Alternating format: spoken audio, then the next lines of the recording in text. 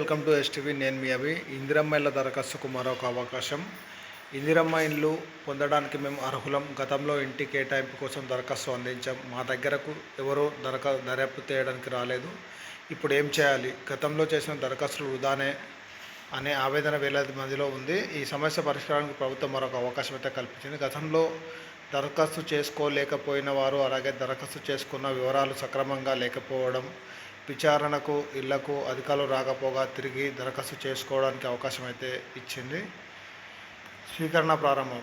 Serilingampally zone పరిధిలో షేర్లింగంపల్లి, చందనగర్, రామచంద్రపురం, పటాన్చెరు సర్కిల్తో పాటు Yousufguda circle కార్యాలయంలోనూ citizen కౌంటర్లో దరఖాస్తులు స్వీకరించనున్నారు. సర్కిల్ కార్యాలయంలో వచ్చే పని లేకుండా వార్డు కార్యాలయంలో అందించవచ్చు. ఉదయం 10:30 నుంచి సిబ్బంది అందుబాటులో ఉండనున్నారు.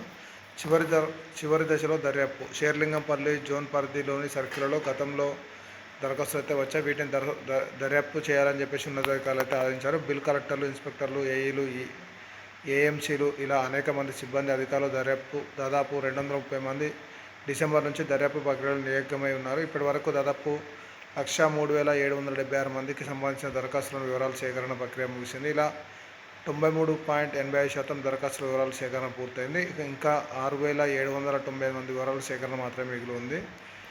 ప్రస్తుతానికి ప్రభుత్వం నుంచి ప్రత్యేకమైన దరఖాస్తు ఫారం అంటూ ఏది అందించలేదు.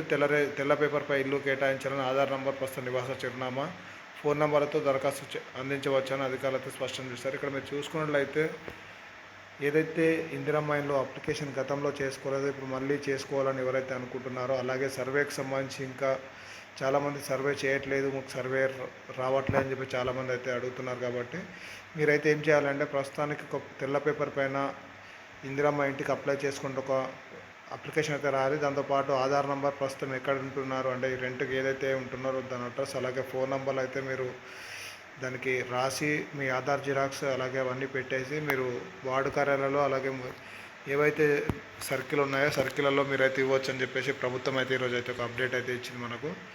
అలాగే మీకు తెలిసిన వాళ్ళకి కూడా వీడియో షేర్ చేయండి. చాలామందికి అయితే తెలియదు ఎక్కడ అప్లై చేయాలి ఏంటని చెప్పేసి రెగ్యులర్గా అడుగుతున్నారు. కాబట్టి మీరైతే అప్లై చేసుకోవచ్చు. దీని ద్వారా మరింత మందికి ఈ ఇందిరమ్మ ఇల్లు అనేది రద్దు చేయకుంటుందని చెప్పేసి. కొత్తగా మన ఛానల్ అయితే ఫస్ట్ టైం చేసిన ప్లీజ్ సబ్స్క్రైబ్, లైక్ అలాగే సపోర్ట్ చేయండి. Thank you for watching STV.